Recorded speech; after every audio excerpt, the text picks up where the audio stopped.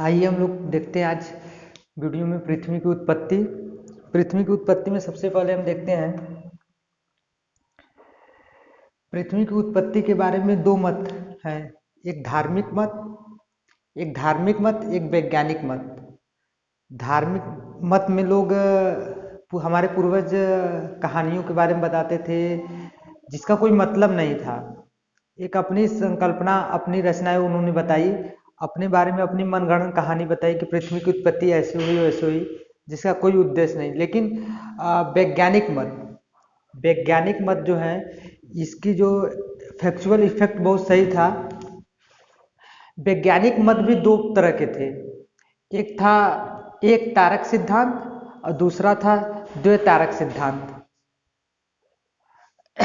एक तारक सिद्धांत और द्वैतारक सिद्धांत। एक तारक सिद्धांत क्या होता है? लोगों का कहना है कि पृथ्वी जो है, यानी पृथ्वी एक ग्रह है, तो इस ग्रह की जो रचना है वो एक तारों से मिलकर हुई है। एक तारक सिद्धांत का मतलब होता है कि ग्रहों की उत्पत्ति जो है एक तारकों से हुई है, एक तारों से। एक तारक सूर्य, यानी सूर्य एक तारा है, तो एक तारों से मिलकर हुई है। जबकि द्वैतारक सिद्धांत में जो है इसमें बताया गया कि पृथ्वी की जो उत्पत्ति है वो दो तारों से मिलकर हुई है। सूर्य भी क्या है? एक तारा है। तो सूर्य एक तारा है। सूर्य के अंदर जो है कि हीलियम पाए जाते हैं, हाइड्रोजन और हीलियम गैस पाए जाते हैं। तो इसके बारे में आइए देखिए। एक तारक सिद्धांत में एक है वायव्य राशि परिकल्पना। ये परिकल्पना जो है कांट ने दिया था 1756 ईस्वी में। 1756 ईस्वी में कांट ने वायव्य राशि परिकल्पना दी थी। और दूसरा है एक तारक में निहारिका परिकल्पना। निहारिका परिकल्पना जो है लाप्लास ने दिया था 1796 ईस्वी में। तो एक तारक सिद्धांत में और कई परिकल्पनाएं हैं, मेनली दो को हम देखते हैं। तो वाय राशि परिकल्पना जो कांट ने दिया है, कांट का सिद्धांत क्या है इसके बारे में देखिए। कांट ने क्या बोला था कि हमारे ब्रह्मांड में बहुत सारे कण हैं। कांट ने कहा था कि हमारे ब्रह्मांड में बहुत छोटे छोटे कण पाए जाते हैं। ये कण गुरुत्वाकर्षण के कारण धीरे धीरे एक दूसरे के पास आते गए। जब ये एक दूसरे के पास आते गए तो इन्होंने इससे एक पिंड का निर्माण हुआ। जब ये इकट्ठा होते गए, एक पास आते गए, एक पिंड का निर्माण हुआ। और जब पिंड का निर्माण हुआ तो इसमें ऊर्जा बनती रही और इतनी ज़्यादा ऊर्जा हो गई कि ऊर्जा बढ़ती गई। जब ऊर्जा इतनी ज़्यादा हो गई कि ये जो पिंड है ये इसका विखंडन हो गया। अब विखंडन हो गया तो इस विखंडन से एता ग्रहों का जो है निर्माण हुआ। ये किसने बताया था? कांट ने बोला था। जस्ट इसी की तरह मिलता जुलता निहारिका परिकल्पना भी है।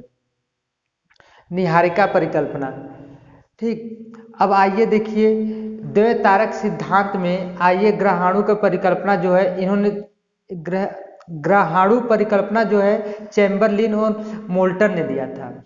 इन्होंने बताया था कि द्वैतारक में यानी पृथ्वी यानी ग्रह की जो रचना हुई वो कैसे हुई इसके बारे में देखिए। जैसे मान लीजिए कि ये सूर्य है,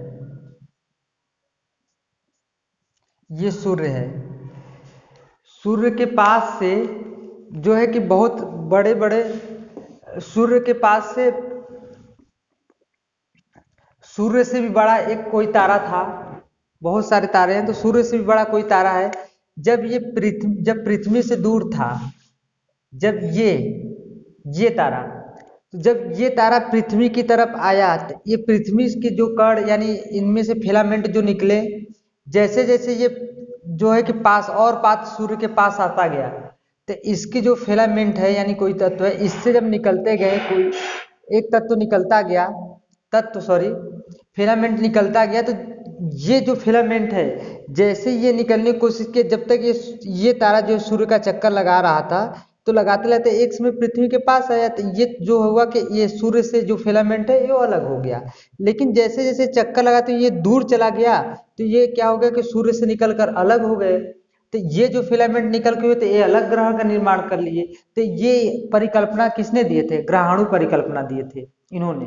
इन्होंने क्या कहा था कि सूर्य और एक अन्य, एक तो तारा सूर्य हो गया, एक तारा जो है कि अन्य कोई और तारा है जो पृथ्वी सूर्य से भी बड़ा है। तो इन्होंने बताया था कि जब ये तारे पृथ्वी से दूर होकर सूर्य से दूर होकर ये चक्कर लगा रहे थे, जब ये तारा और पास आकर चक्कर लगाने लगे, तो इसके इस सूर्य के जो सूर्य में से जो निकलने वाले फिलामेंट है, कोई फिलामेंट है, कई फिलामेंट, तो इससे जो निकलने जब ये पास है तो ये सूर्य से क्या हुए? निकल गए। निकल कर इसके आने की कोशिश इसके पास किए, तो ये क्या हुआ कि धीरे धीरे चक्कर लगाते लगे, तो एक समय तो पास आया, फिर एक समय ऐसा हुआ कि सूर्य से क्या हुए? दूर चले गए। दूर चला गया तो ये सूर्य से जो फिलामेंट है ये निकल के बाहर चले गए। तो ये फिलामेंट जो है ये क्या कर दिया? किसका निर्माण कर दिया? ये पृथ्वी का निर्माण कर दिया, अरे किसी अन्य ग्रह का निर्माण कर। तो ग्रहों का जो निर्माण है ग्रहाणु परिकल्पना में चैम्बरलिन ने तो यही बताया था। ठीक है, आगे वीडियो में देखते हैं।